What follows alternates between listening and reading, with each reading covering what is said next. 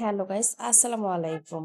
তো ফাইনালি আমি আজকে আমার সেই নার্সারির ব্লগটা নিয়ে চলে আসলাম। অনেকদিন থেকেই ব্লগটা আপলোড দিব আর সময় হয়ে উঠছিল না, এজন্য আজকে শেষমেশ দিয়েই দিলাম। আর আজকে আমরা আসি আগারগাঁয়ের সেই বড় বিশাল একটা নার্সারিতে।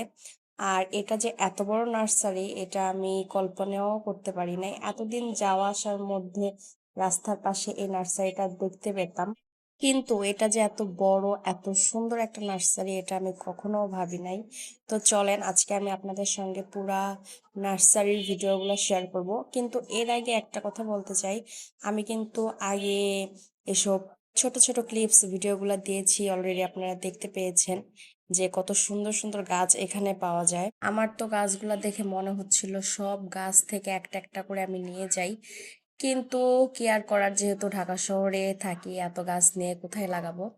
তো এখানে আমি কিছু বেগুনের চারা দেখতেছিলাম, আর মাশাল্লাহ কি সুন্দর করে বেগুনগুলা যে ঝুলে আছে, মনে হচ্ছিল নিয়ে গিয়ে বারান্দায় লাগাবো।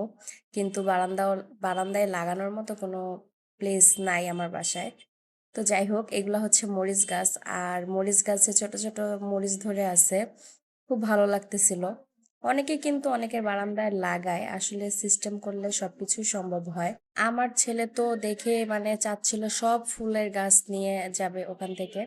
আর আমার এই ডান পাশে ছিল পেঁপে গাছের চারা, আর সব ধরনের গাছই এখানে পাওয়া যাচ্ছে। আমি দেখলাম যে এমন কোনো গাছ নাই যে এখানে নাই, সব গাছে আছে, যেগুলো হচ্ছে পেঁপে গাছের চারা।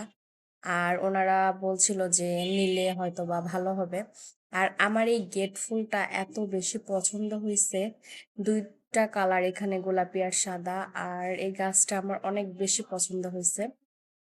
তো তারপরে দেখেন এখানে একটা ডালিম গাছে কি সুন্দর সুন্দর ডালিম ধরে আছে।